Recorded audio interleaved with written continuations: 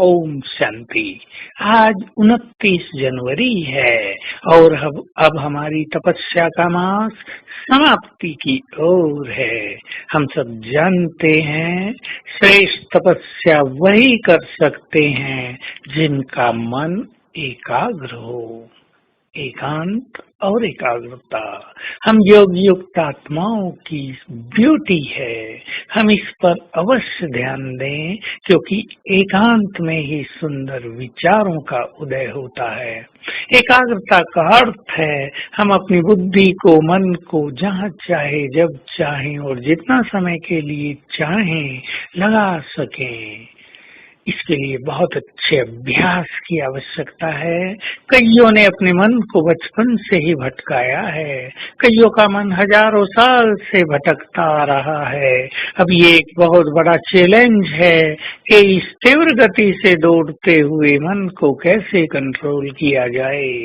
Science ने बहुत कुछ कर लिया है लेकिन मन को कंट्रोल करने की शक्ति उसमें नहीं है। ये शक्ति होती है योगियों में, उनमें जिनको भगवान ने ज्ञान दिया है, उनमें जिनके अंदर पवित्रता बहुत अच्छी होती है और उनमें भी जिनका चित्त सभी के लिए निर्मल प्रेम और शुभ भावनाओं से भरा हुआ है। ये एकाग्रता की शक्ति संसार में सबसे बड़ी शक्ति है। इसी को साइलेंस पावर भी कहते हैं क्योंकि इससे आत्मा बहुत शक्तिशाली बन जाती है, मन साइलेंट हो जाता है।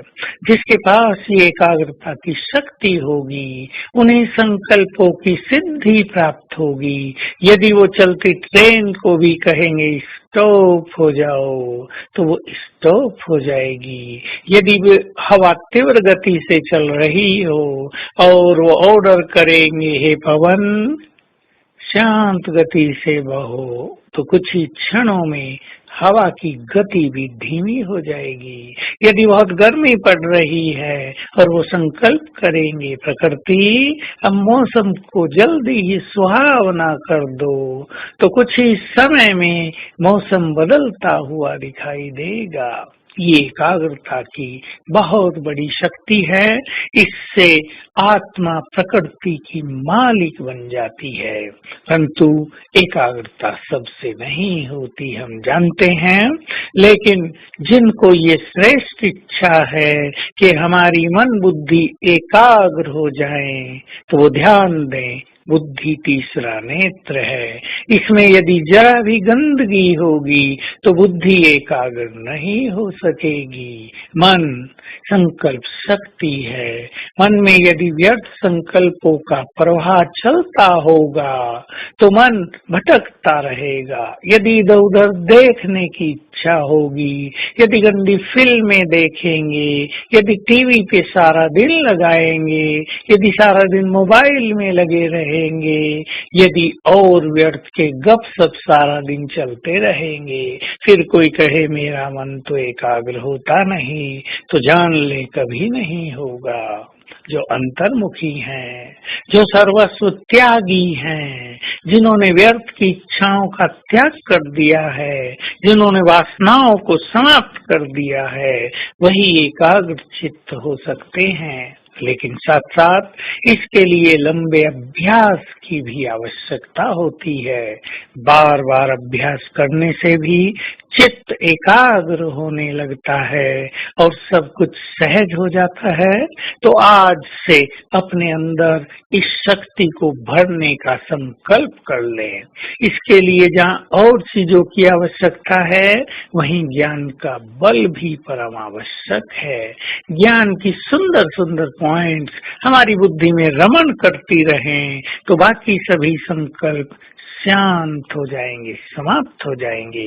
क्योंकि ये जो संकल्प है ये हमारे मन की, हमारी बुद्धि की खुराक है, श्रेष्ठ संकल्प। यदि वो खुराक हम इसे नहीं खिलाते तो मन भटकने लगता है, प्यासा हो जाता है, भूखा रह जाता है।